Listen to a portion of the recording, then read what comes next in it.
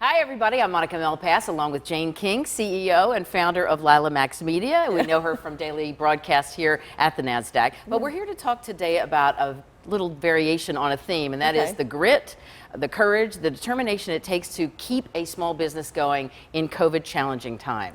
So a year and a half ago, when we all got word that COVID had struck the U.S. economy and was shutting things down, they shut down the market site. You didn't have a ton of warning about that you as a small business operator would have to pivot. And we watched other broadcasters who had to do what you did, which is start broadcasting suddenly from home. But the unique thing for you was you're not part of a giant staff and a huge corporation. You didn't have all the auxiliary staff. You had to become your auxiliary staff. How did you do that? So, well, the crew here actually helped me quite a bit, kind of prepare. So I remember looking over with some of the people that worked here in the control room about a good camera to buy. We went through, we looked at all the specs. My husband owns a fitness studio in New York, and so he had been shut down already for a week. So I sent him to Best Buy, go get me this. It's just such a weird time because I remember at Best Buy, you couldn't go in the store. Like we ordered online and you had to pick it up outside. And so we got the camera, and then they said, get some scoop lights from Home Depot, get warm bulbs, get bright bulbs, mix around with them, see what works better. So I did all that, figured out what shot worked. I did everything on Zoom, all the recorded stuff on Zoom. So I had used Zoom a little bit beforehand, so I was kind of familiar with how Zoom worked. And then we had just started using this new way of transmitting live reports, literally like the week before, called LiveView. So we were using a high-speed internet before that. We transferred over to this LiveView. And so I had to take that home. We tested it with the LiveView people. We tested it with some of the TV stations, made sure everything worked. I mean, I was kind of at the time thinking, I'll be here for 30 days or so. Couple weeks, right. Right, you know, 14 days, 15 days, stop the spread. Yeah, remember that? My a year and a half later, I came back. I mean, what a crazy thing. But we made it work. You know, the kids were home from school. We all kind of adapted and, you know, and made it work somehow. But I'm glad to be back in the office. But I think people don't realize that you literally had to learn at least 2, maybe 3 new jobs. So teleprompter operator, audio, board operator, your microphone. You had to do your own, switching of satellite dish positions with that mechanism that you bought. But you not only had to do 3 new jobs, besides what you were doing as a journalist and a broadcaster, you had to do it in real time within like a 3 to 5 minute span between each hit of TV stations.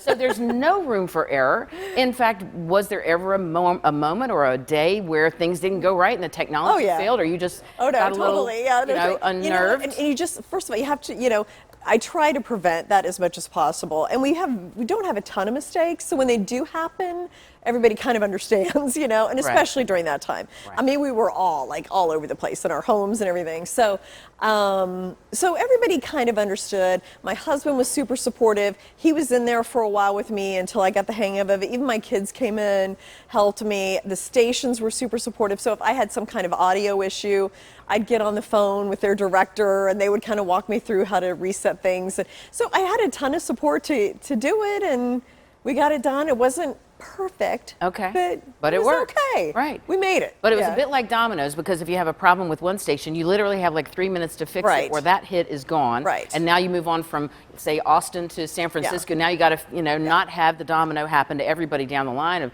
25, 30, 40 stations. Yeah. And I've been doing this kind of thing for a while, so I was just kind of used to, I was telling them we got a problem, everybody's understanding, we'll move on, we'll try again tomorrow, That's incredible. But it turned out okay.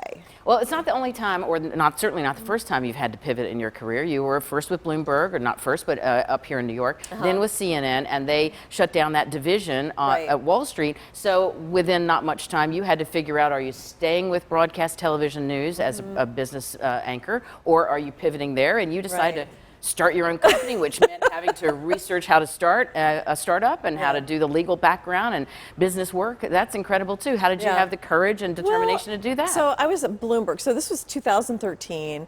And I've been kind of thinking about doing my own thing anyway. I mean, I've got some entrepreneurship DNA. I grew up in a family of farmers. A family of farmers. They didn't work for anybody. I was just kind of used, and I've kind of been thinking more about that.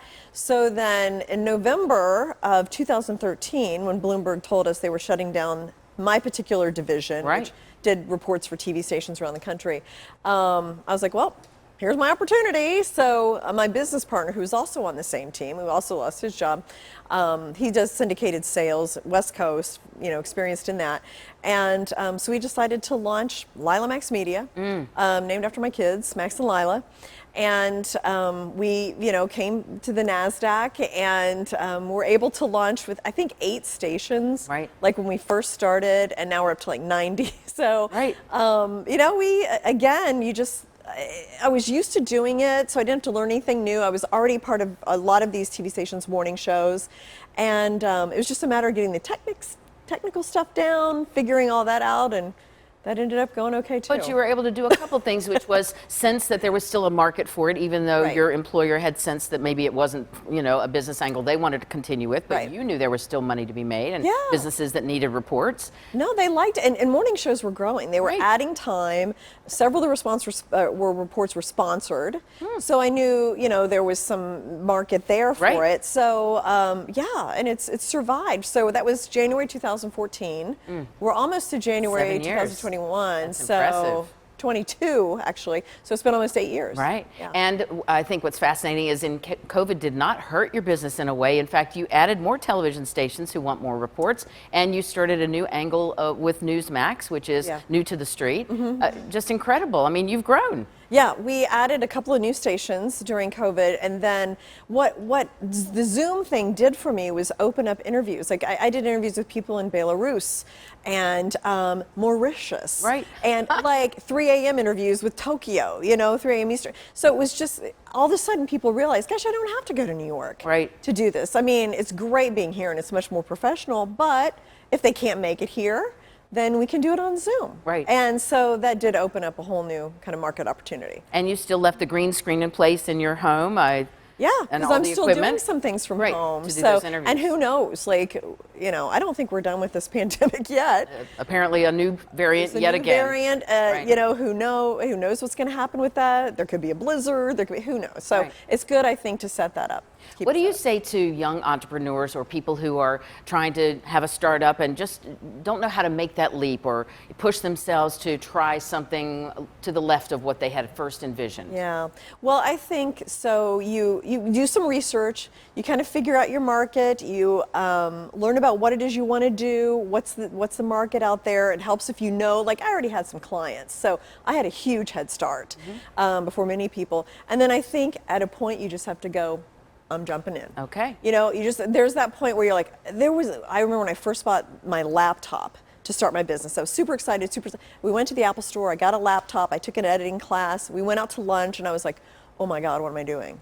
Like, I have 2 Right. little kids, and what if this doesn't work? Like, I Right. have no plan B. So, you get to a point where it gets a little scary, Sure. but you just have to jump in and do it. And I think like on my gravestone, it's going to say, I'll figure this out. Right. Like, I just figure it out. The queen Like, of reinventing yourself, just literally. learn it. Right. I learned how to edit. I learned how to set up a studio, and you treat people well along the way, and then they'll help you when you need help. And at the same time, besides juggling a business and being 5 hats in that business and a family, you also are on the board of the Chamber of Music of New York, and you are an adjunct professor at your alma mater, Purdue University. You've got a lot going on here, Jane. That's impressive. Well, I'm not an adjunct professor anymore, but I did go back Right. and speak to some students recently. So that was exciting. But I always try to kind of help those students. I think there's a lot of, when you're in the Midwest, there's a lot of intimidation about New York. Right. And so I always try to tell them it's really not that intimidating. Well, it's truly admirable. Not many people I know, I mean, certainly entrepreneurs understand what it takes, but not many people realize the behind-the-scenes grind, the sacrifice, Oh, it's a total the hours. grind. No, total grind. I mean, you have to work. You have to work. Like it's Black Friday, so I'm working. Right. I have been in other parts of the world on a crazy different time zone and still back here helping my people in New York. Right. And so you just figure it out, you plan the best you can and hope for the best. And And you have a family that understands they're willing to not hear the broadcast voice in the room next door, or your husband's willing to shift over and Right. sleep in the living room, whatever has to be I done. know. And then I will tell you, is like starting my own business has led to all kinds of opportunities that I never dreamed.